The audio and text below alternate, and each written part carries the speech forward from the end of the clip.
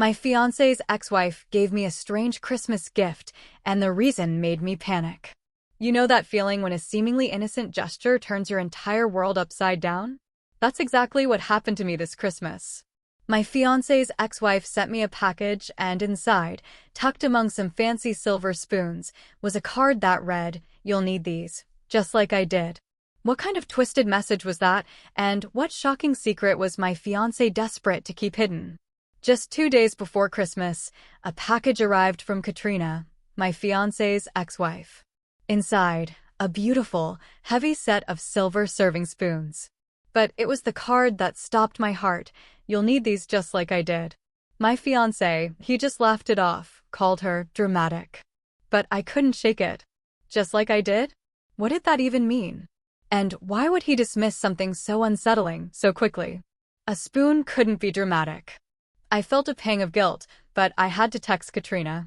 I thanked her, of course, but admitted her note confused me. Her reply only deepened the mystery. "You'll understand after your first Christmas married to him." I tried everything to get answers, forums, online queries, even subtly probing my fiancé. Nothing. I was left twisting in the wind. Then Christmas Day arrived.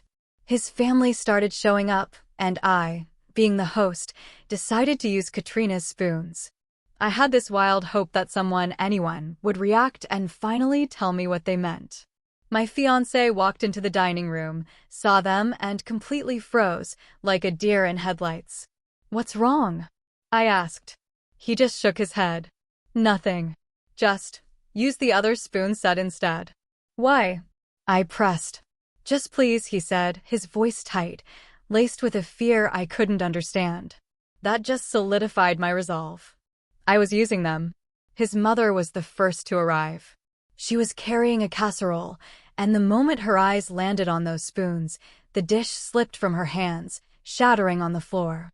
Her hand flew to her mouth. She stared at my fiancé with a mix of shock and pure anger. "Why does she have those?" she demanded, her voice trembling. "Katrina sent them to me," I told her, feeling a strange surge of triumph. "What are they?" His mother just started crying, shaking her head, looking at my fiancé. "He needs to tell you about these," she sobbed. "Tell me what?" I was completely lost. She glared at my fiancé, who practically shoved her towards the kitchen. More family members arrived, and the reaction was the same. His sister, his aunt and uncle, cousins, everyone who walked into that dining room and saw those spoons got this weird, uncomfortable look. Whispers started. Glances shot at my fiancé, who was avoiding everyone's eyes like his life depended on it. Finally, his sister grabbed both of us and pulled us into the kitchen, away from the chaos. "Are you seriously not going to tell her?" she demanded. "Stay out of this," my fiancé hissed back. "Tell me what?" I practically yelled, my patience completely gone. His sister's face softened, anger replaced by a profound pity. "Those spoons are from Christmas 5 years ago." "Okay, what happened 5 years ago on Christmas?" I asked, my voice barely a whisper now. She stared hard at my fiancé. "You tell her right now, or I'm calling Katrina." Panic flashed in his eyes for the first time. "You wouldn't do that." "Try me," his sister said, cold as ice. "You have until dinner." "Then I'm telling her myself." She walked away, leaving him standing there, staring at the floor, unable to meet my gaze. When it was time to serve dinner, I picked up one of those big, silver serving spoons. The entire room went silent. His mother, her voice loud enough for everyone to hear, asked again, "Are you seriously not going to tell her?" My fiancé slammed his hand down on the table. "Enough. All of you just stop." "Stop what?" I asked, still holding the spoon, my heart pounding. "Someone needs to tell me what these are." His aunt spoke up from across the table. "Tell her what happened. She deserves to know what kind of man you really are." "What does she mean?" I looked at my fiancé. "What is everyone talking about?" He wouldn't look at me. "Put the spoons down," he finally said, quietly. "No," I yelled. "Tell me what they mean." That's when I noticed something I hadn't seen before. Small dents and scratches all over the handles. I held one up to the light. They looked like impact marks, like something had been hitting them repeatedly. His mother saw me examining it and burst into tears again. Just tell her what you did. Why are these damaged? I asked my fiancé directly. The whole room was staring at him now. Every single person was on my side, not his. That's when his mother couldn't wait anymore. She stood up and, through choked sobs, started speaking. Katrina lost her baby on Christmas Day 5 years ago. I was confused. Asterisk, okay, I knew that. So what? Asterisk, his sister's voice shook with pure anger. What you don't know is he wouldn't take her to the hospital. She was hemorrhaging on her bathroom floor, but he told her they had guests coming over. He made her come downstairs and host Christmas dinner while she was actively losing the baby. My fiancé tried to interrupt, to deny it. It wasn't like, yes, it was, his mother screamed at him. I watched that poor girl serve us food while she was dying inside and too scared to tell anyone what was happening. I felt like I was going to be sick. But what did these spoons have to do with it? The only sound was my fiancé gulping. His aunt spoke up quietly.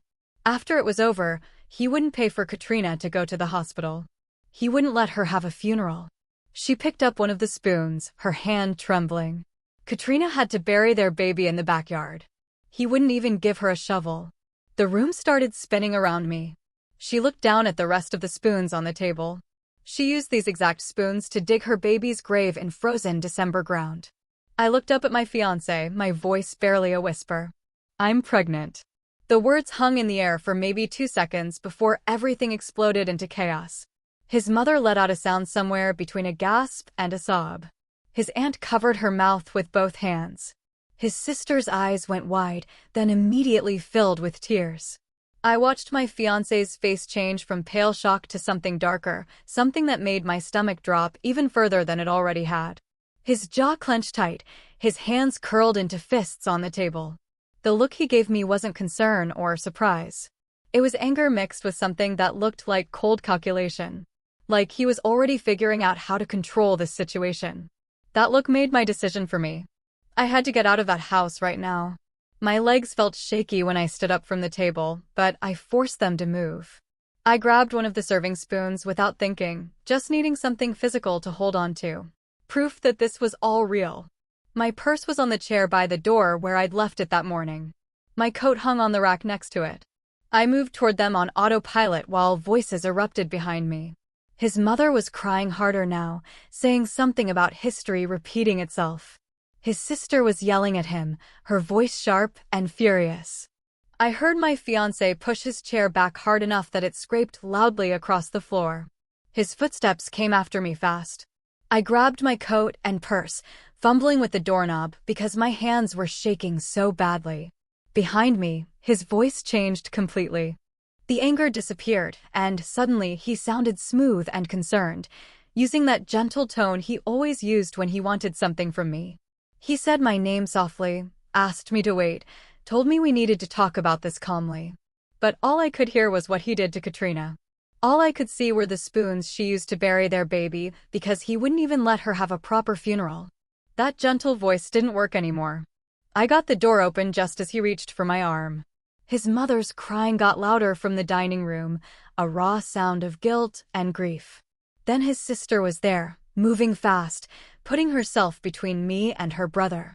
She grabbed his arm and pulled him back. Her face was set hard. She told him to let me go, that he'd done enough damage. He tried to push past her, but she held firm, and I didn't wait to see what happened next. I ran out into the cold December night without looking back. My car was parked in the driveway behind 3 other family cars. I had to squeeze past them, my breath coming out in white puffs in the freezing air. My hands shook so hard I dropped my keys twice before I managed to unlock the door. I threw myself into the driver's seat and locked all the doors immediately, then just sat there, gripping the steering wheel. Through the front window of the house, I could see shapes moving, people arguing. The Christmas lights we'd strung up together last week blinked red and green across the snow. It looked so normal from out here, so peaceful. Nobody driving past would know what had just happened inside. My phone started buzzing in my purse. I pulled it out and saw a text from my fiancé. It said we needed to talk, that I was overreacting, that I needed to come back inside so we could discuss this like adults. Another text came through before I could even process the first one. This one said his family was being dramatic about something that happened years ago, that they were making it sound worse than it was, that I didn't understand the full context. A third text appeared. He was sorry I was upset, but I needed to think about our baby and not make rash decisions based on old family drama. The words made me feel sick. Old family drama? Like what he did to Katrina was just some minor disagreement, not forcing her to host dinner while she lost their baby. My phone kept buzzing with more messages, but I couldn't read them anymore. I needed to go somewhere, anywhere but here. The problem was I didn't know where. We'd moved to the city for his job 6 months ago, and I didn't have many friends here yet. My family lived 3 states away. Most of our social circle was his coworkers and their wives. Then I remembered Haley. She'd been my roommate in college and lived across town now. We'd gotten coffee a few times since I moved here, but hadn't stayed as close as we should have. I hadn't even told her much about my fiancé because he always got weird when I spent too much time with old friends. That thought made something click in my head. A small piece of a bigger pattern I was just starting to see. I pulled up the GPS on my phone with shaking fingers and typed in Haley's address from my contacts. The route showed 20 minutes across town.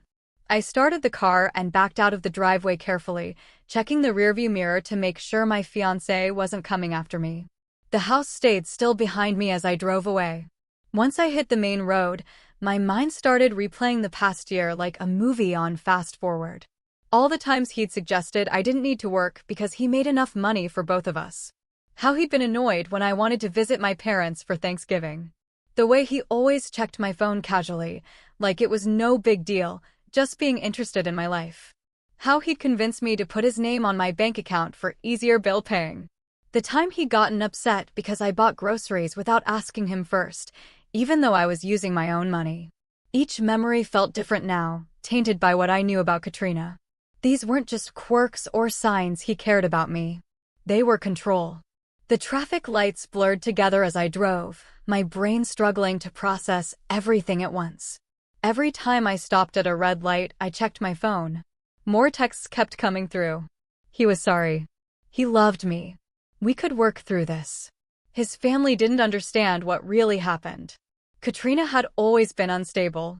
He'd made mistakes when he was younger, but he'd changed. We were supposed to get married in 3 months. I was carrying his baby. Didn't that mean something? Each message made my stomach hurt worse. Haley's apartment building looked warm and safe. When I finally pulled into the parking lot, I grabbed my purse and coat along with the serving spoon I'd somehow carried with me this whole time.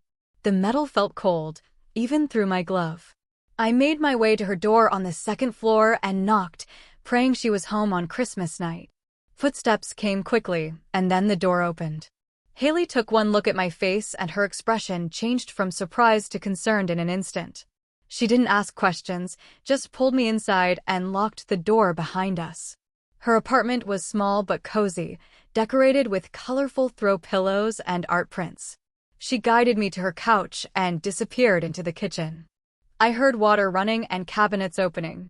I sat there in my coat, still holding the spoon, unable to make my body move or my brain form words. Haley came back with a mug of tea and a soft blanket. She wrapped the blanket around my shoulders and pressed the warm mug into my hands. Then she sat down next to me and waited. She didn't push or demand explanations. She just waited until I was ready. My phone buzzed again in my purse and again and again. The sound seemed too loud in the quiet apartment. Haley glanced at my purse, but didn't say anything about it. It took until almost midnight before I could finally tell her what happened. The words came out choppy and confused at first, jumping around in time. I started with the spoons arriving 2 days ago, then jumped to tonight's dinner, then back to texting Katrina, then forward to the moment I said I was pregnant. Haley listened without interrupting once. Her face got darker and darker as I explained about Katrina losing the baby, about her having to serve dinner while hemorrhaging, about using these exact spoons to dig a grave in frozen ground. When I finished, Haley was quiet for a long moment. Then she said I could stay as long as I needed, that we'd figure this out together, that I wasn't alone in this. She asked if she could see the spoon. I pulled the one I'd grabbed from my purse and handed it to her. She examined the dents and scratches on the handle, running her finger over the marks carefully. Her jaw was tight when she looked back at me. She asked if I was safe, if he knew where I was, if he'd ever hurt me physically. I told her no to the physical part, but I wasn't sure about the rest anymore. Everything I'd thought was normal in our relationship suddenly looked different now. Haley suggested we document everything before I responded to any of his messages. She got her laptop, and we started going through my phone together. There were over 30 texts from my fiancé by this point. We took screenshots of every single one, especially the ones where he minimized what happened or tried to manipulate me into coming home. The ones where he called his family dramatic. The ones where he said Katrina was unstable. The ones where he reminded me about our wedding plans and the baby. Like those things meant I had to forgive him for everything. After we documented all the messages, Haley asked if I wanted to respond. I knew I should probably just block him and not engage, but I also knew he'd escalate if I went completely silent. I typed out one careful text that said I needed space and time to think, and that I'd contact him when I was ready. My finger hovered over the send button for a few seconds before I pressed it. His response came back in under a minute. The message was long, full of promises that we could work through this together. He said he understood I was upset, but reminded me about all our plans for the future. The wedding we'd been planning, the house we were going to buy, the life we were supposed to build. He said he'd made mistakes in his past, but he'd learned from them. He loved me. He'd never do anything to hurt me or our baby. But all I could see when I read his words was Katrina on her bathroom floor, bleeding and scared, while he worried about dinner guests. I could see her in the frozen backyard with those silver spoons, digging through hard December ground because he wouldn't pay for a funeral. I could see her serving food to his family while losing their baby because he cared more about appearances than her life. His promises meant nothing compared to what he'd actually done. I put my phone down and told Haley I couldn't read anymore tonight. Sleep didn't come easy on Haley's couch, but I must have dozed off eventually because I woke up to her moving around the kitchen making coffee. My phone sat on the coffee table where I'd left it, the screen dark and silent for once. Haley brought me a mug and asked how I was feeling. I told her the truth, that I felt numb and confused and scared all at the same time. She sat down across from me and suggested I spend the day researching what I was dealing with, that understanding it might help me figure out my next steps. So, that's what I did. I opened my laptop and started searching terms like coercive control and reproductive abuse. Articles about emotional manipulation and financial control, websites about recognizing the signs of abuse that doesn't leave physical marks. Every single article I read described things I recognized from my relationship with my fiancé. The way he'd slowly isolated me from friends and family. How he controlled our money, even though I had my own income. The subtle ways he'd made me feel like I needed his permission for basic decisions. How he'd react with anger or cold silence when I did things without asking him first. Then I found articles specifically about reproductive coercion. Men who tamper with birth control, who pressure partners into pregnancy, who use pregnancy to trap women in relationships. I remembered how excited my fiancé had been when I got pregnant. How quickly he'd started talking about moving up the wedding date. How he'd suggested I quit my job since I'd need to be home with the baby anyway. The pattern had been there all along in smaller ways. I just didn't have the words for it until now. Haley had to leave for a shift at the hospital where she worked as a nurse, but she made me promise to call her if anything happened. After she left, I kept researching until my eyes hurt from staring at the screen. Then I remembered I needed to call my doctor. I was pregnant, and I'd just been through something incredibly stressful. I needed to make sure everything was okay with the baby, even though I still didn't know how I felt about being pregnant with this man's child. I pulled up my OB/GYN's number as soon as their office opened at 8. The receptionist who answered was cheerful at first, wishing me a happy day after Christmas. Then I started explaining why I needed an emergency appointment, and my voice cracked halfway through. I didn't give her all the details, just said I discovered something really upsetting about my fiancé, and I was very stressed, and I needed to be seen today to make sure the baby was okay. The cheerfulness dropped from her voice immediately, and she told me to hold on. She came back a minute later with an appointment slot at 11, telling me to come in, even if I wasn't having any physical symptoms, because stress mattered, too. I thanked her and hung up, then sat there on Haley's couch, staring at the silver spoon on the coffee table. In a few hours, I'd go to the doctor and face the reality of this pregnancy. But right now, in this moment, all I could think about was Katrina digging in frozen ground while the man who should have protected her sat inside their warm house. Before leaving for the appointment at 11, I pulled out my phone and started taking pictures of every single spoon. I photographed them from above, from the sides. Close-ups of the handles where the dents and scratches marked each impact against frozen ground. The morning light through Haley's window caught the damage perfectly, showing every mark that told Katrina's story. Haley sat next to me on the couch with a notebook, asking me questions about the dinner to help me remember everything clearly. She wrote down who said what, starting with his mother's reaction to seeing the spoons and ending with his aunt explaining how Katrina dug the grave. We documented the exact wording of the card Katrina sent.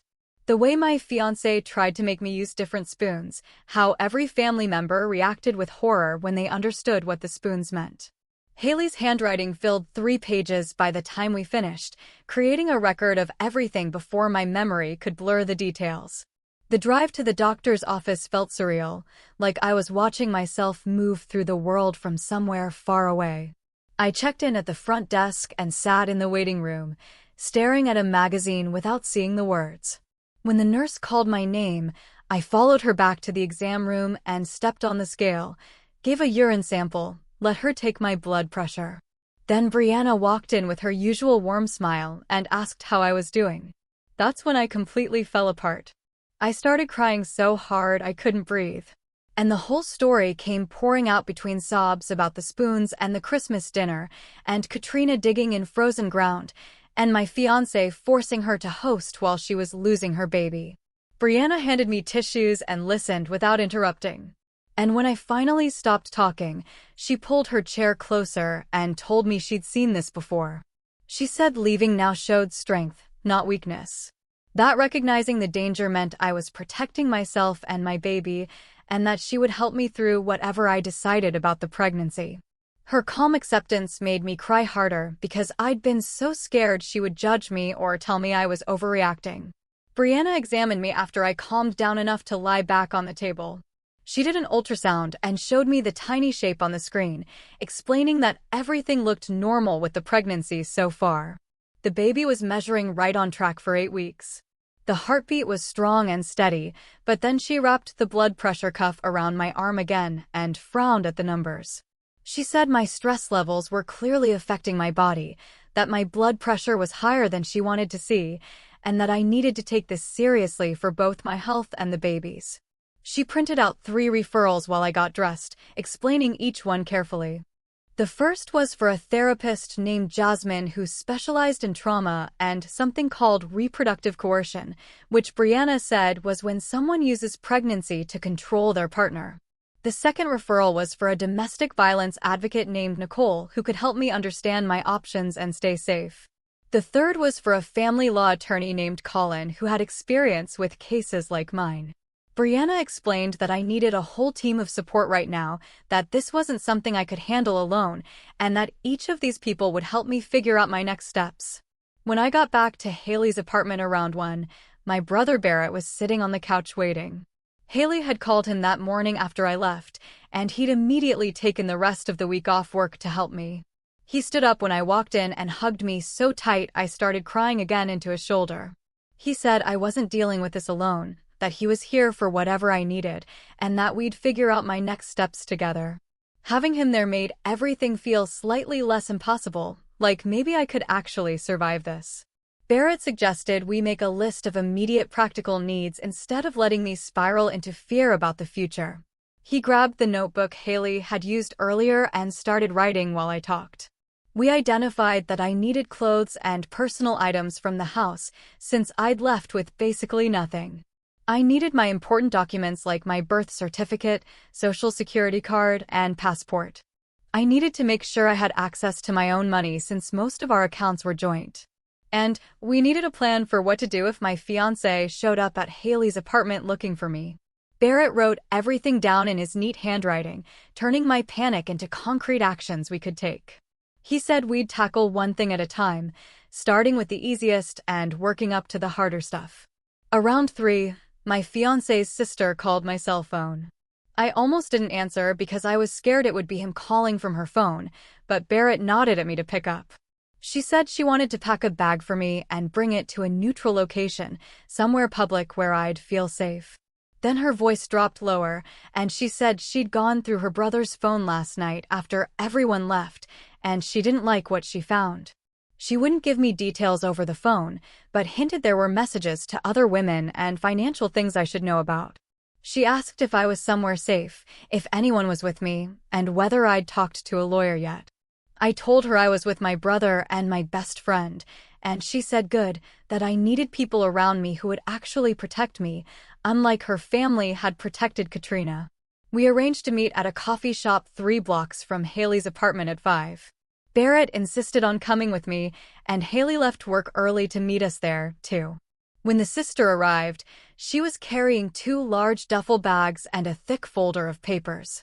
She hugged me in the parking lot and apologized for not speaking up sooner, saying she'd suspected her brother was controlling, but didn't realize how bad things were until the dinner. She'd spent all of Christmas night and the next day packing my clothes, toiletries, and personal items, making sure to grab things my fiancé might not notice were missing right away. The folder felt heavy in my hands when she passed it to me, and she said I needed to look through everything inside before deciding what to do next. We sat at a corner table away from other customers, and I opened the folder while Barrett and Haley leaned in to see. Inside were printed screenshots from my fiancé's phone showing text conversations with his friends where he complained about me constantly. He called me needy and stupid, discussed strategies for keeping me financially dependent on him, laughed about how I always asked his permission before buying things. There were flirty messages with at least 3 other women. Nothing explicitly physical, but definitely inappropriate for someone engaged. And there were search history screenshots showing him looking up information about contesting paternity, avoiding child support, and what rights unmarried fathers had. Seeing it all laid out in black and white made my hands shake. His sister pointed to one particular search from 2 days after I told him I was pregnant, asking whether a man could force a woman to take a paternity test. She said she'd printed everything and made copies, that I should give them to a lawyer, and that she'd testify about what she saw if it came to that. That night, I lay awake on Haley's couch long after she went to bed, processing the huge gap between who I thought my fiancé was and who he actually turned out to be. Every sweet moment we'd shared now felt tainted by the knowledge that he was capable of forcing Katrina to serve dinner while she was actively losing their baby. The man who brought me flowers and called me beautiful was the same man who searched for ways to avoid supporting his own child. The person I'd planned to marry had been systematically working to make me dependent and trapped. I kept thinking about all the small things I'd excused or explained away over the past year. The times he got angry when I spent money without asking. The way he'd slowly pulled me away from my friends. How he always needed to know where I was and who I was with.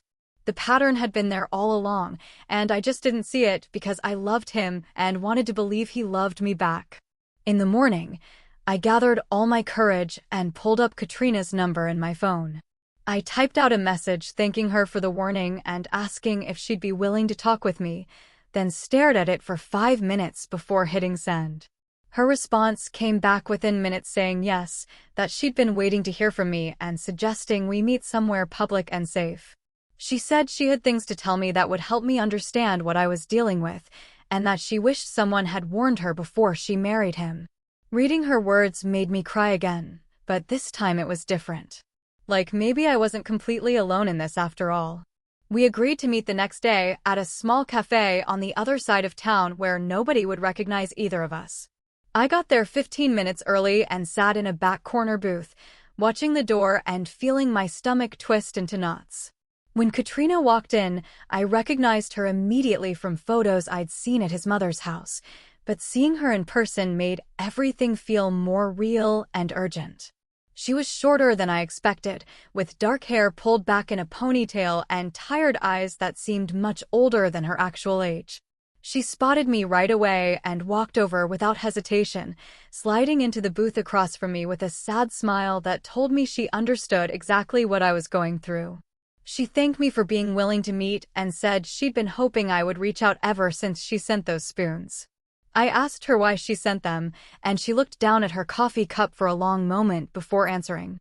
She said she couldn't live with herself if she didn't at least try to warn me, even though she knew I might not believe her or might choose to stay with him anyway.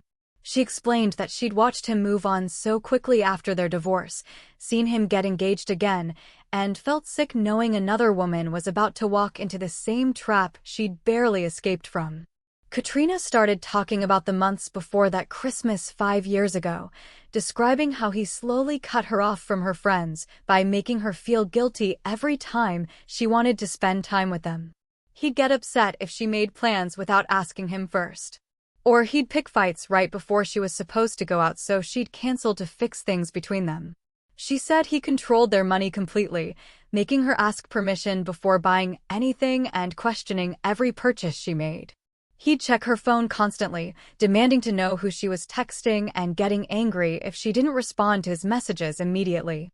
She described how he made her feel crazy for being upset about normal things, telling her she was too sensitive or overreacting or remembering things wrong. The worst part, she said, was how he'd be incredibly sweet and loving right after being cruel, buying her flowers or taking her to dinner and acting like nothing bad had happened. She explained how she lost herself trying to please him, constantly walking on eggshells and second-guessing everything she did. By the time she got pregnant, she was completely isolated from everyone who cared about her and totally dependent on him financially and emotionally. Katrina took a shaky breath and started describing that Christmas morning 5 years ago in detail that matched exactly what his family had told me. She woke up around 6 with cramping and bleeding, knowing immediately that something was very wrong with the pregnancy. She was 14 weeks along and had been so excited about the baby, already picking out names and setting up a nursery. When she told him she needed to go to the hospital, he got angry and said they couldn't cancel Christmas dinner because his family would ask too many questions and he didn't want to deal with their drama. She begged him to take her, showing him the blood, but he insisted she was probably fine and that they'd go after everyone left if she still felt bad. She spent the morning getting worse, the pain increasing and the bleeding getting heavier. But he kept telling her to pull herself together because guests were arriving soon. When his mother showed up with that casserole, Katrina was already wearing 2 pads and a towel in her underwear, feeling dizzy and sick. She served food to his entire family while actively losing their baby, smiling and making small talk while bleeding through her clothes. Everyone pretended not to notice, even though she knew they could tell something was wrong. The pain got so bad during dinner that she had to grip the edge of the table to stay standing, but he glared at her from across the room, and she knew better than to make a scene. After the last guest finally left around 8 that evening, she collapsed on the bathroom floor and stayed there for hours while he cleaned up downstairs. When she could finally speak again, she crawled to the bedroom and begged him to take her to the emergency room. He said it was too late anyway since the baby was already gone and that they couldn't afford the hospital bills for something that was basically over. She pointed out that he just bought himself a new truck the week before, spending thousands of dollars without asking her opinion, but he said that was different because he needed it for work. She spent the next 3 days recovering at home completely alone while he went to work like nothing had happened. She was bleeding heavily and running a fever, terrified she might die, but he told her she'd be fine and to stop being dramatic. On the 3rd day, when she asked about having a funeral or getting the baby cremated, he laughed and said that was a ridiculous waste of money for something that wasn't really a baby yet. He said it was just a clump of cells and she needed to get over it and move on. Katrina pulled out her phone and showed me a photo of a small section of their old backyard, a patch of earth near the fence marked with a smooth gray river stone.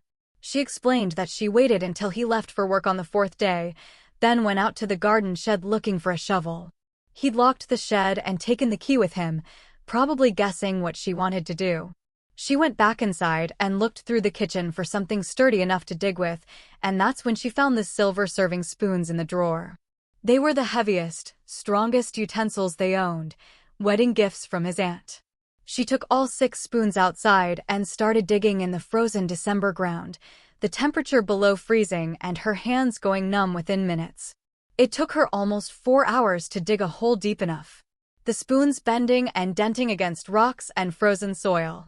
Her hands were bleeding by the time she finished, blisters torn open and fingers raw. She buried the baby wrapped in a soft blanket, covered the spot with dirt, and marked it with that river stone. Then she took the spoons inside, washed them carefully, and put them back in the drawer where they stayed until she moved out. Katrina said she started planning her escape about 2 months after that Christmas, secretly saving money and looking for apartments. She opened a new bank account he didn't know about and had her paychecks deposited there instead. She reconnected with old friends through a secret social media account and asked them for help when she was ready to leave. The actual leaving happened on a Tuesday morning after he went to work.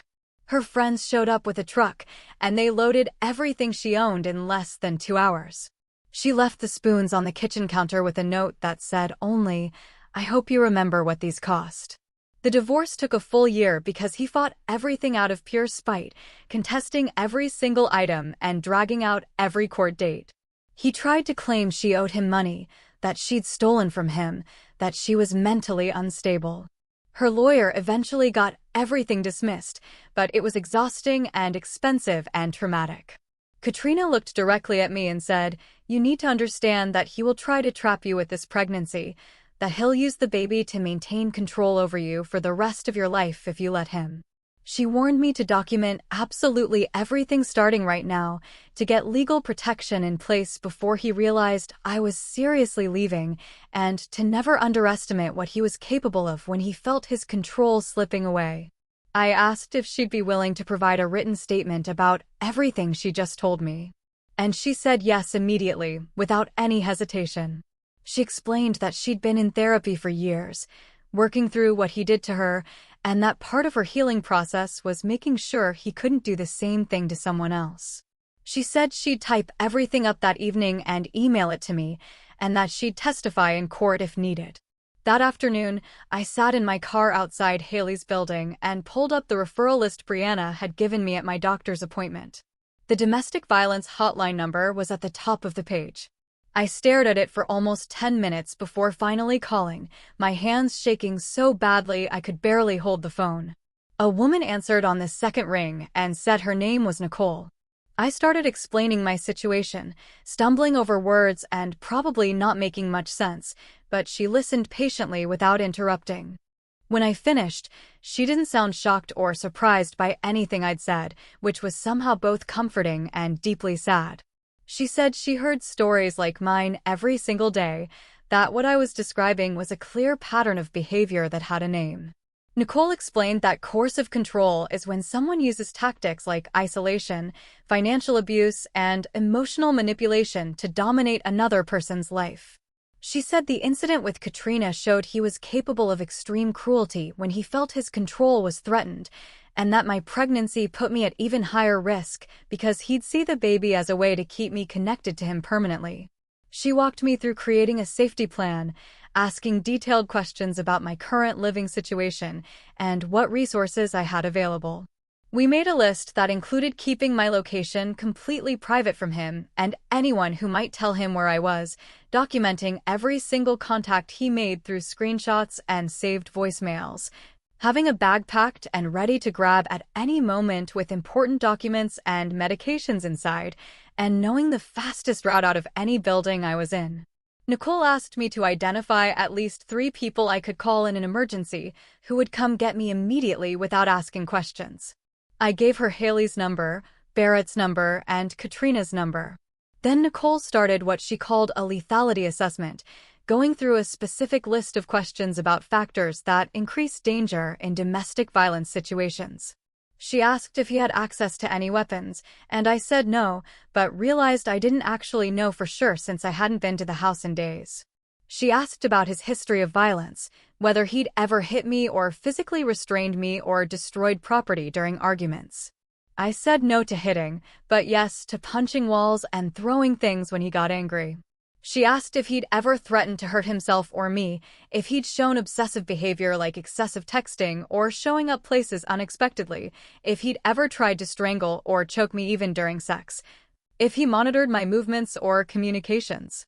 I answered yes to the obsessive texting and monitoring, explained about the location tracking app Barrett found, described how he always needed to know where I was and who I was with.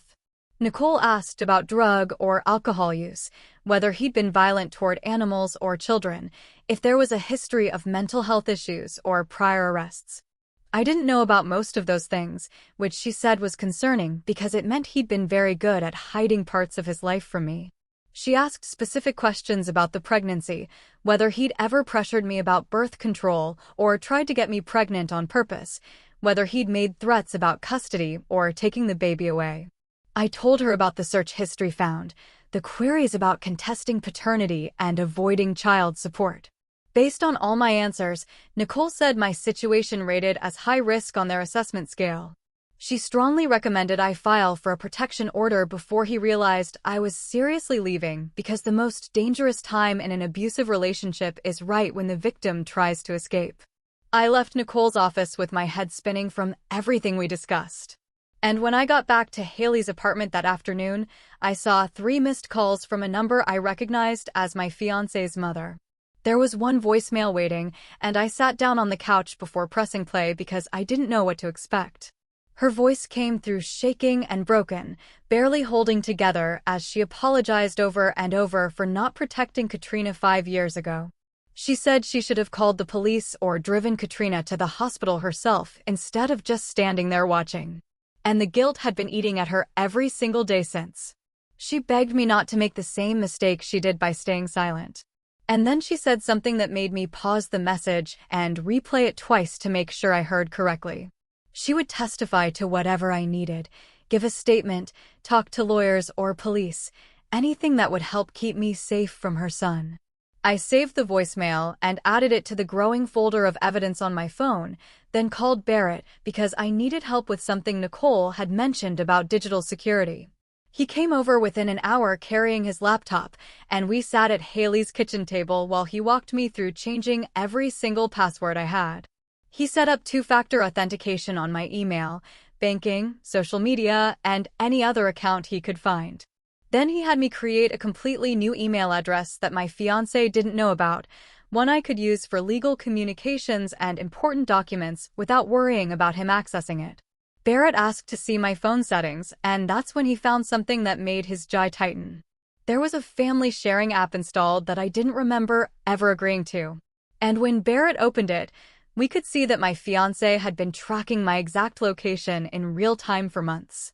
The app showed a complete history of everywhere I'd been, down to specific addresses and timestamps, and Barrett's hands were shaking with anger as he immediately deleted it and blocked my fiancé's access to everything.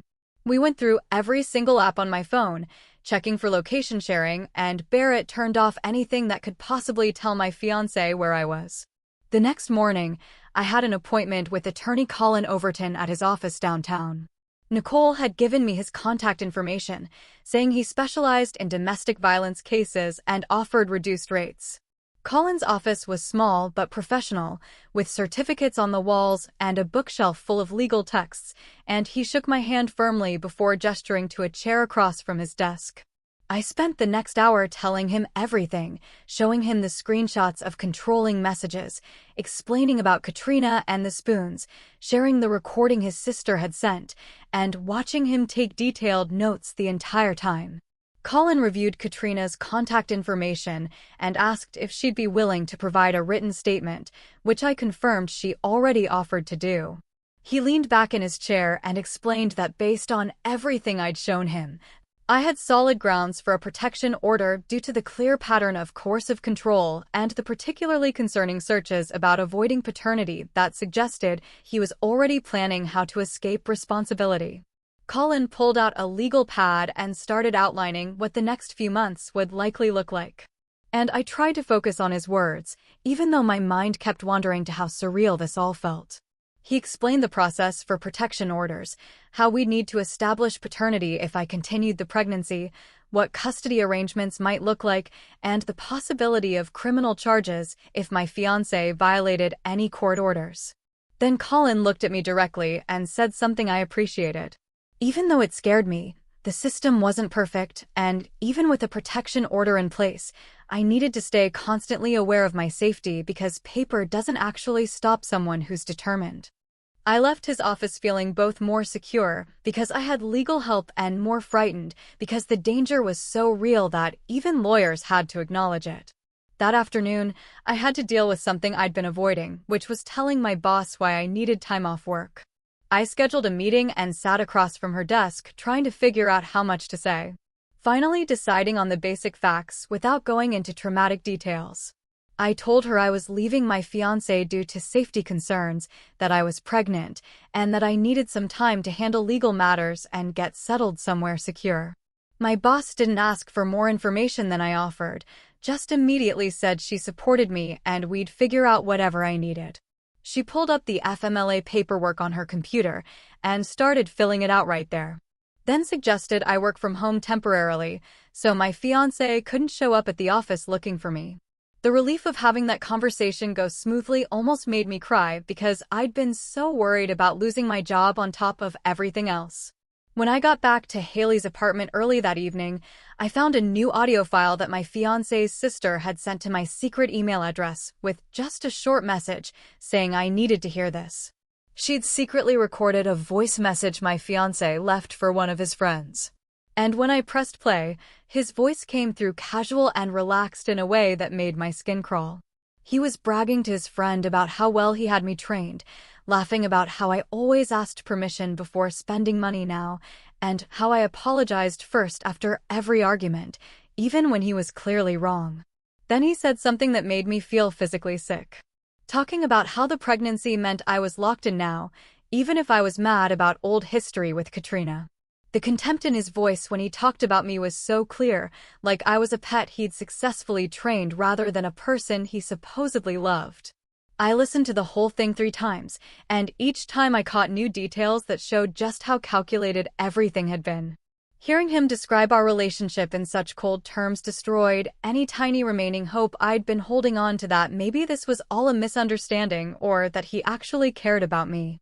The way he talked made it obvious that every sweet moment, every apology, every promise had been manipulation designed to keep me dependent and controlled.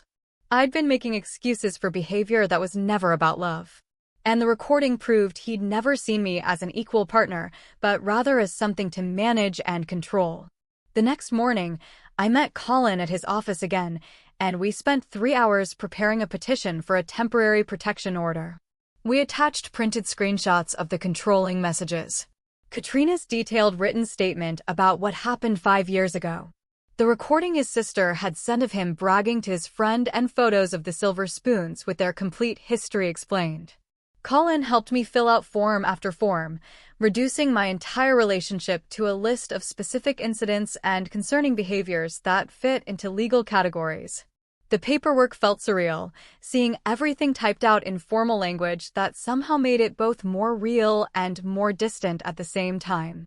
We organized everything into a clear timeline showing the pattern of control. And Colin added a section about the pregnancy and the searches about avoiding paternity to demonstrate ongoing risk. When we finished, the petition was over 20 pages long with all the attached evidence. And Colin said it was one of the strongest domestic violence cases he'd seen in terms of documentation. We drove to the courthouse right after finishing the paperwork, and the clerk took our petition and said a judge would review it as soon as possible. I sat in the waiting area with Colin for what felt like hours, but was probably only 90 minutes. And then the clerk called us back and said the judge had granted a temporary protection order. The order required my fiancé to stay at least 500 feet away from me at all times, have no direct or indirect contact, and stay away from Haley's apartment and my workplace. It would remain in effect until a full hearing in 2 weeks where he could contest it if he wanted. But for now, I had legal protection. Walking out of that courthouse with the signed order in my hands felt like the first time I could breathe properly in days. But Colin reminded me that the hard part was coming next. My fiancé had to be served with the order, which meant he'd find out where I'd been staying because Haley's address was listed as a protected location. He'd also know I was taking serious legal action, and Colin warned me that this was often when abusers escalated because they realized they were losing control.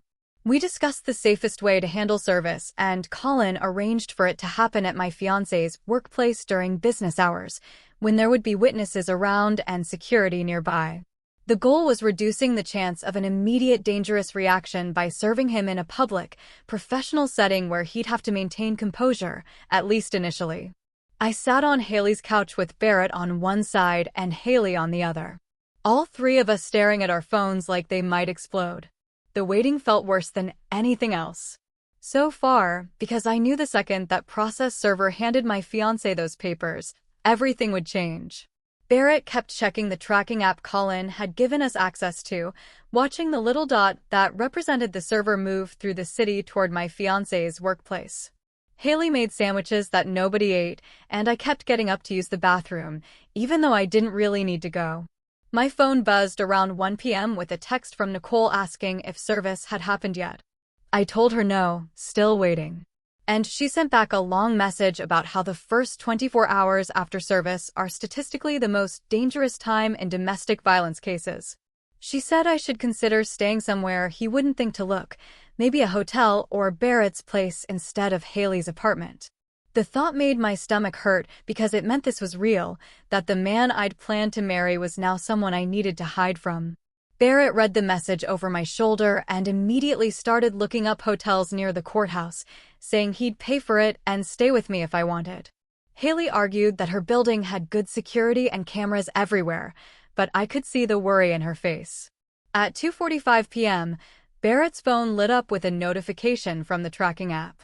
The server had arrived at my fiancé's office building and was heading inside. We all went completely silent, watching the minutes tick by on the clock. At exactly 3:02 p.m., Colin texted me one word: served. My phone started ringing before I could even process what that meant. My fiancé's name flashed on the screen, and I just stared at it until the call went to voicemail. Then it rang again and again. Text messages started flooding in so fast, my phone couldn't keep up. The notifications stacking on top of each other. Barrett grabbed my phone and started reading them out loud. The first few were confused, asking what was going on and why I'd filed legal papers against him. Then they got angry, saying I had no right to do this and that he'd done nothing wrong. Then they switched to desperate promises about how he'd change and we could work through this together. By 3:15 p.m., he was sending threats about the baby, saying he'd fight for custody and I'd regret trying to keep his child from him. The messages that made my hands shake were the ones about Katrina, calling her a crazy liar who'd manipulated me into believing her version of events. He said she'd always been dramatic and that I was being stupid for listening to someone who clearly still had feelings for him. Haley's phone buzzed with a text from Colin telling me not to respond to anything, that every message was potential evidence of harassment. Barrett had already started taking screenshots, his fingers moving fast across my phone screen to capture each new message as it came in. The messages kept coming, getting more frantic and angry with each one. By 3:30 p.m., he was saying he was coming over to talk to me in person because this was ridiculous and we needed to handle it like adults. That's when I really started to panic because Haley's address was listed on the protection order as a place he had to stay away from. Colin sent another text saying to call the police immediately if my fiancé showed up anywhere near me and to make sure I had the protection order paperwork easily accessible. The afternoon dragged on with my phone buzzing constantly, each message more unhinged than the last. He cycled through every emotion possible, from begging me to come home to threatening to drain our bank accounts to promising he'd prove Katrina was lying about everything. By 6 p.m., we had over 50 messages, and Colin said that alone was enough to show a pattern of harassment and inability to respect boundaries. Barrett ordered pizza that nobody wanted to eat, and we sat in Haley's living room with the TV on mute, just waiting for something worse to happen. Around 8 p.m., the messages finally slowed down, and I thought maybe he'd given up for the night. I was wrong. At 9:17 p.m., Haley's apartment buzzer started going off. the harsh electronic sound making all three of us jump. Haley went to the intercom panel and listened, her face going pale. She looked at me and mouthed his name. The buzzer went off again, longer this time, like someone was leaning on it, then again. And again. Haley grabbed her phone and called the police while Barrett headed for the door. I tried to follow him, but Haley pulled me back toward her bedroom, saying I needed to stay out of sight. From the bedroom, I could hear the buzzer going off over and over, a constant angry sound that made my heart beat so fast I felt dizzy. Barrett went down to the lobby to film what was happening, and I sat on Haley's bed with my arms wrapped around myself, listening to Haley talk to the police dispatcher. She was calm and clear, giving them the address and explaining that someone was violating a protection order by showing up at the building. The buzzing finally stopped, and for a few seconds, everything was quiet. Then my phone started ringing again, my fiancé's name flashing on the screen. Haley grabbed it and declined the call, but it immediately rang again.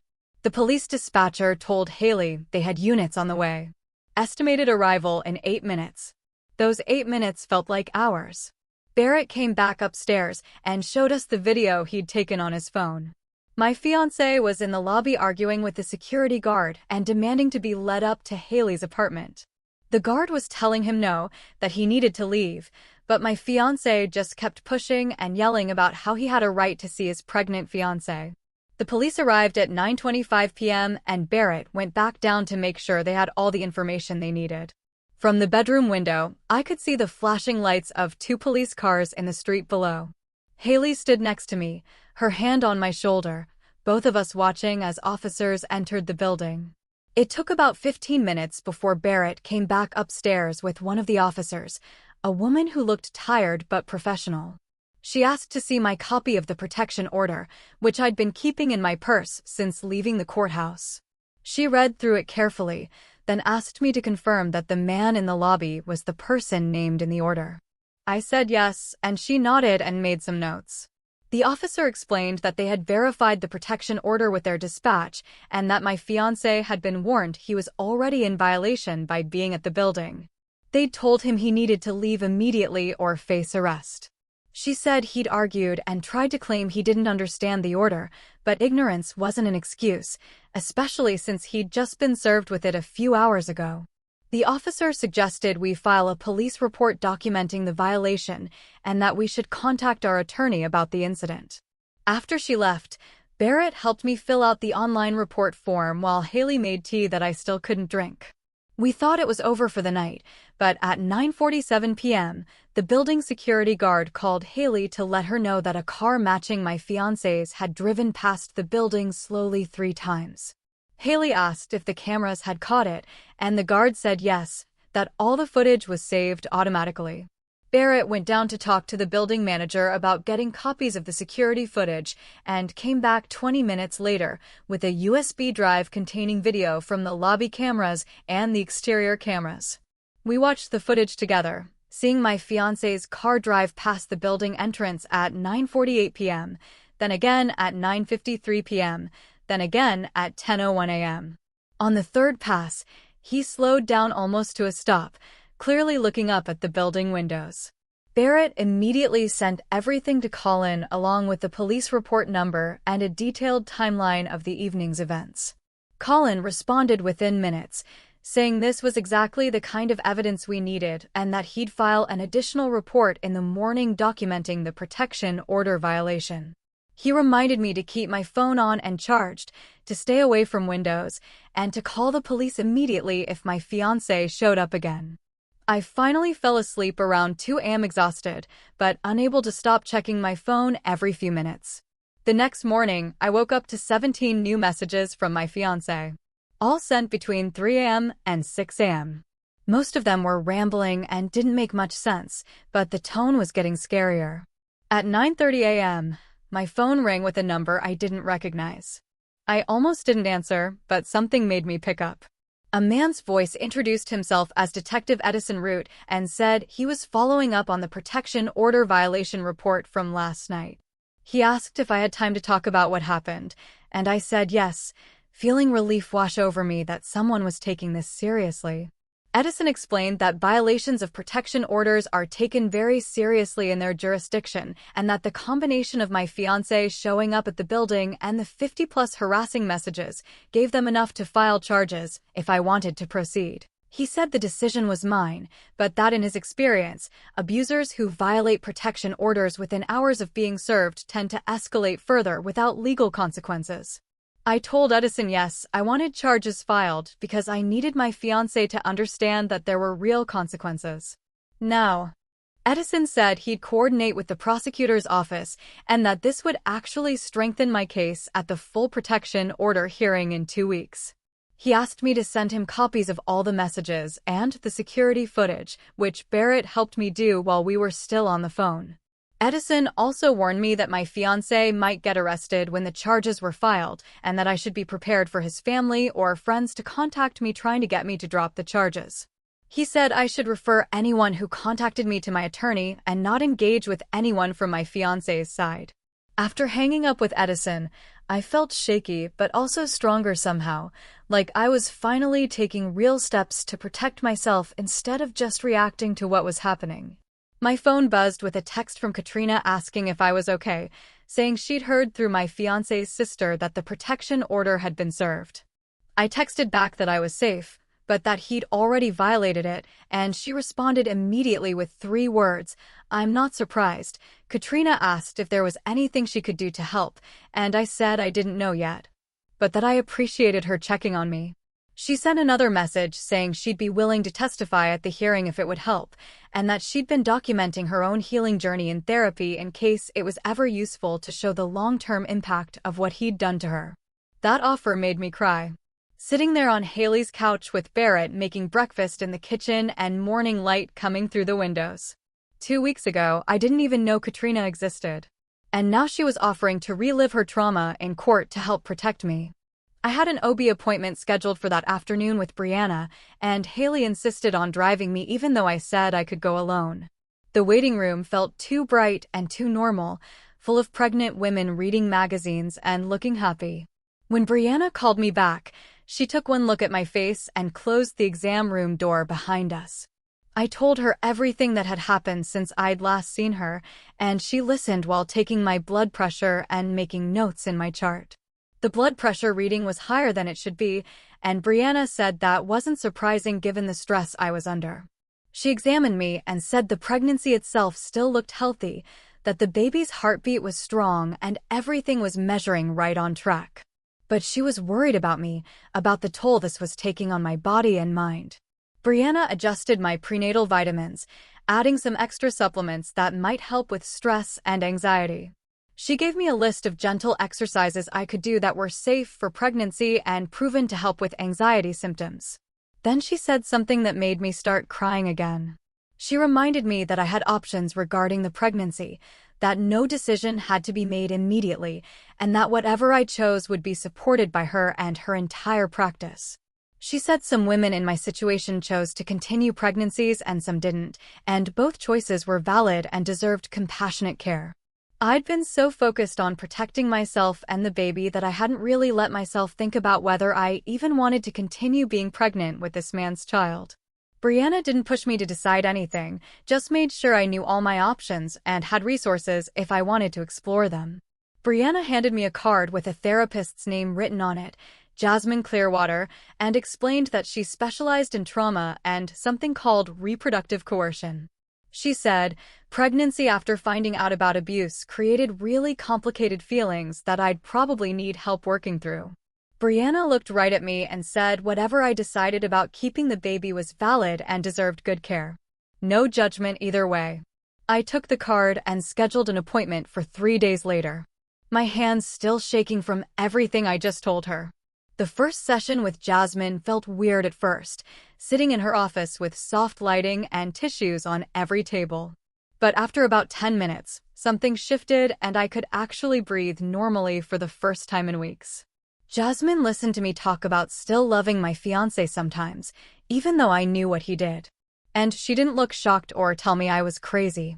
She said it was completely normal to be confused about loving someone who turned out to be dangerous.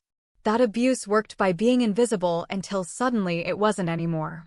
I cried when she said I shouldn't be angry at myself for not seeing the signs sooner because he designed everything to be hidden. During our second session, Jasmine introduced this concept called trauma bonding, and suddenly everything made sense. She explained why I still had moments of missing my fiancé, even knowing he forced Katrina to host dinner while losing their baby. The good times weren't random. They were part of how he kept control, making me grateful for basic kindness after he'd been mean or cold. Jasmine showed me a chart about cycles of abuse, and I recognized every single phase, the tension building and the explosion, and then the apology and the honeymoon period where everything felt perfect again. She helped me see that my brain had been trying to make sense of someone who is sometimes loving and sometimes scary. And that confusion was actually a survival response. I started going to a support group that met twice a week at a community center across town. And walking into that first meeting felt like entering a secret club I never wanted to join. There were 8 other women there, all different ages and backgrounds. And hearing their stories made me feel less alone, even though their situations were all awful. One woman talked about how her ex would take her car keys and hide them so she couldn't leave the house. Another described her partner reading all her texts and emails, which reminded me of how my fiancé always wanted to know exactly where I was. The facilitator gave really practical advice about legal stuff and rebuilding your life that I wrote down in a notebook I kept just for group. At the third meeting, a woman named Sarah shared that she'd gotten pregnant right before leaving her abuser and decided to keep the baby. She worked with a family lawyer to set up custody arrangements that kept her safe, including supervised visits and exchanges at a police station. Sarah looked right at me when she talked about it, like she somehow knew I was dealing with the same choice, and said it was possible to be a mother without being trapped. Her story gave me hope, but I still felt so uncertain about what I actually wanted to do, whether I could handle raising a child connected to my fiancé forever. Barrett met me at a bank across town the next morning to help me open a new account that my fiancé didn't know about. We transferred half of our shared savings, which was legally mine anyway, but discovered that he'd already moved almost $6,000 to an account I'd never heard of. Barrett took screenshots of everything, and I felt sick realizing my fiancé had been preparing for me to leave, hiding money where I couldn't get it. I texted Colin about it, and he said we could address it in court, but it confirmed what I already suspected, that my fiancé had been planning his next moves this whole time. The next day, I went back to the house with a police escort, Barrett and Haley, to get the rest of my stuff. Walking through the door felt surreal, like I was visiting a museum of my old life instead of a place I'd lived for 2 years. Everything looked the same, but felt completely foreign and cold. And I moved through the rooms quickly, grabbing clothes and personal items while the officer stood in the doorway. Haley packed up my bathroom stuff, and Barrett loaded boxes into his truck. And I kept expecting my fiancé to show up even though I knew he was at work. We finished in under an hour and drove everything to a storage unit Barrett had rented, and I felt grateful we got out without any confrontation. 2 days later, the buzzer rang at Haley's apartment, and it was my fiancé's mother. I told Haley not to let her up and instead went down to meet her in the lobby where the security guard could see us. She was crying and holding a card with what looked like money inside, saying she wanted to help pay for whatever I needed. I took the card but told her gently that I needed space from his entire family right now while I figured out my next steps. She nodded and hugged me before leaving and back upstairs. I opened the card to find $500 and a note saying she was sorry for everything. The morning of the full protection order hearing arrived, and I woke up feeling like I might throw up. Colin, Barrett, and Nicole all met me at the courthouse steps, and just having them there made it slightly less scary to walk through those doors. My fiancé was already inside with his own attorney, a man in an expensive suit who kept whispering to him. Seeing my fiancé in person for the first time since Christmas dinner made my hands shake so badly that Barrett had to help me sit down. The hearing started and Colin stood up to present our evidence, his voice calm and methodical as he went through everything. He showed the judge screenshots of controlling messages where my fiancé told me what to wear and who I could see. He played the recording where my fiancé bragged to his friend about having me trained to ask permission before spending money. Colin read Katrina's written statement about the Christmas 5 years ago. Her words clear and detailed about serving dinner while losing the baby. He showed photographs of the spoons with their dents and scratches, explaining how Katrina used them to dig her baby's grave in frozen ground. Colin presented documentation of every time my fiancé violated the temporary protection order, including the night he showed up at Haley's building. Finally, he called my fiancé's sister to testify about her brother's escalating anger and the threatening messages she'd seen on his phone. The fiancé's attorney stood up next, his expensive suit crisp as he addressed the judge with practiced confidence. He claimed the messages were taken out of context, that young couples have disagreements, that what happened with Katrina was a tragic medical event my fiancé handled poorly because he was young and stressed. He talked about how people make mistakes and deserve second chances, how the incident was 5 years ago and my fiancé had grown since then. But then the judge looked directly at my fiancé and asked him to explain why he made Katrina host dinner while she was actively miscarrying. My fiancé opened his mouth, closed it, then started stammering about how he didn't understand how serious it was at the time. He said something about not wanting to worry his family about thinking Katrina was exaggerating her symptoms. His voice got quieter with each word, and even his own attorney looked uncomfortable watching him try to justify what he'd done. The judge's expression didn't change, but I saw her write something down, her pen moving quickly across her notepad. Then Katrina appeared on the large screen at the front of the courtroom, and the whole room seemed to hold its breath. She looked calm and put together, sitting in what appeared to be a home office with soft lighting behind her. The judge thanked her for joining via video call and asked her to describe what happened that Christmas 5 years ago. Katrina's voice was steady and clear as she walked through every detail, from feeling the cramping start that morning to my fiancé insisting they couldn't cancel because people were already on their way. She described serving appetizers while blood soaked through her clothes, smiling at guests while pain tore through her body, asking him 3 separate times to take her to the hospital and being told to wait until everyone left. She explained how she finally collapsed in the upstairs bathroom after the last guest departed, how she lay on the cold tile floor for hours before he finally checked on her. Her composure was powerful, each word precise and factual. No crying or dramatic pauses, just the truth laid out in careful detail.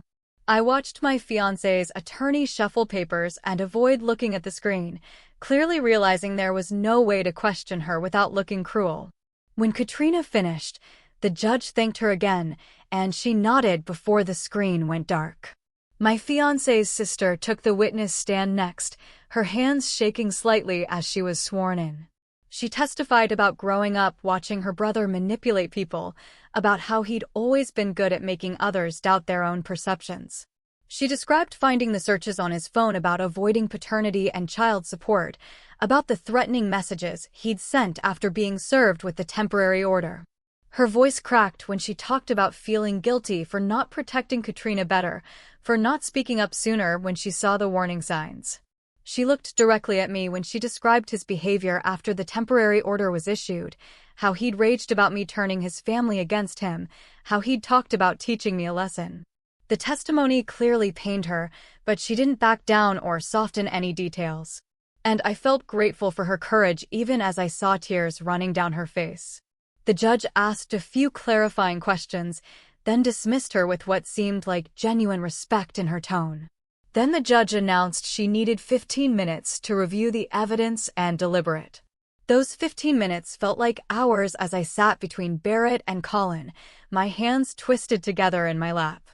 I could feel my fiancé staring at me from across the courtroom, but I refused to look in his direction. When the judge returned, she didn't waste time with long explanations. She granted a 1-year protection order with conditions that made my chest feel tight with relief. My fiancé had to stay 1,000 feet away from me at all times, have absolutely no direct or indirect contact, surrender any firearms within 24 hours, and complete a domestic violence intervention program. The judge's voice was firm as she noted that any violations would result in immediate arrest and potential jail time, and that she was taking this seriously given the documented history and concerning behavior patterns. As we stood to leave the courtroom, I felt Barrett's hand on my elbow guiding me toward the exit. We were halfway down the hallway when I heard rapid footsteps behind us. My fiancé pushed past his own attorney, who was trying to grab his arm, and got close enough that I could see the anger in his eyes. Barrett immediately stepped between us as my fiancé said the words that made my blood run cold. Edison appeared from where he'd been standing near the courtroom doors, already pulling out his phone to document what was happening. He stepped forward with his badge visible and told my fiancé to step back, that he was violating the protection order that had been issued. Less than 5 minutes ago, my fiancé started to argue, but Edison cut him off, telling him he was under arrest. I watched as Edison pulled out handcuffs and secured them around my fiancé's wrists while reading him his rights. My fiancé's face went from angry to shocked to something like panic as Edison led him back toward the courthouse security office. The whole thing happened so fast that I barely processed it until Barrett was guiding me outside into the cold afternoon air. That evening at Haley's apartment, I sat on the couch staring at nothing while the reality sank in. I was pregnant with a child whose father was now facing criminal charges and had a year-long protection order against him. Jasmine had offered to meet with me that same day, and I'd said yes because I didn't know how to process any of this alone. She helped me work through what I was feeling about the pregnancy without pushing me toward any particular choice. She asked questions about what I wanted for my life, what scared me most, what kind of support I had available. We talked about the fact that continuing or ending the pregnancy were both valid choices, and that whatever I decided needed to be right for me, not based on fear or pressure or what anyone else thought I should do. Over the next few days, I thought about almost nothing else. I made lists of pros and cons, talked to Haley and Barrett, cried in the shower, and tried to imagine both futures. After 5 days of turning it over in my mind, I realized I wanted to continue the pregnancy, but with clear boundaries about my fiancé's involvement. Colin explained the legal reality when I met with him that I couldn't prevent my fiancé from eventually seeking custody or visitation rights, but we could request supervised visitation given his documented history and the protection order. And we could build a case for safety provisions that would protect both me and the baby. He helped me understand that the protection order gave us a strong foundation to argue for supervised access only, and that the criminal charges from violating the order would further support our position. Brianna connected me with a specialized OB practice that had experience with what she called high-risk social situations. The doctors there didn't blink when I explained my situation, and they immediately started creating a birth plan that was included security measures. They added instructions to my medical chart that my fiancé was not to be notified when I went into labor and was not allowed access to me or the baby during delivery or recovery. They gave me a special bracelet to wear that would alert hospital security if needed and assign me a patient advocate who would be present during my entire hospital stay. 2 weeks after the hearing, I moved into a small apartment that Barrett had helped me find in a building with good security. I used money from my savings account and a loan from my parents who had flown out to support me as soon as they heard everything that happened.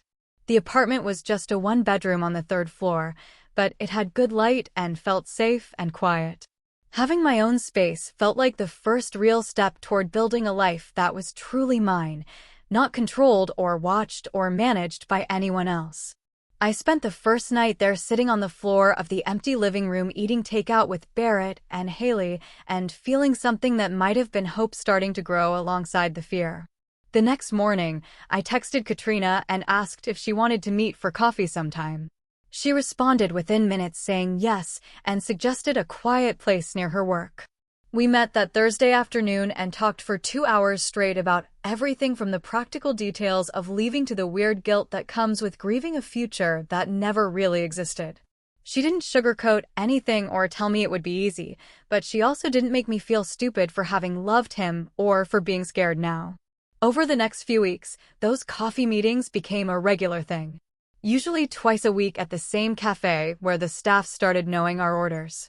Katrina helped me understand that what I was feeling wasn't weakness or confusion, but a normal response to discovering that someone you trusted was capable of cruelty you never imagined. She shared parts of her own healing journey, not to compare our situations, but to show me that it was possible to build a life after escaping. That the grief and anger and fear wouldn't always feel this overwhelming. 3 months after that Christmas dinner, I settled into a routine that felt surprisingly stable, even though everything had changed.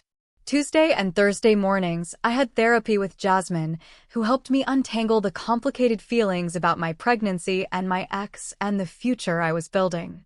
Wednesday afternoons, I went to prenatal appointments where Brianna checked on the baby and reminded me that taking care of myself emotionally was just as important as the physical health stuff. Monday and Friday evenings, I attended the support group at the community center, listening to other women's stories and slowly learning to share my own without feeling ashamed. I worked from home most days, which gave me flexibility for appointments and also meant I didn't have to worry about running into my ex anywhere. The spoon sat in a cardboard box in my closet wrapped in tissue paper, a reminder of what I escaped and the woman who survived before me and sent them as a warning. I was learning slowly that safety and peace were worth more than any false promise of perfect love. And that choosing myself and my baby over staying in a relationship that could have destroyed us both wasn't selfish, but necessary. Have you ever found yourself caught in a web of secrets and manipulation, where the person you loved turned out to be a complete stranger? Tell me what you think about my story. I really want to hear your perspective.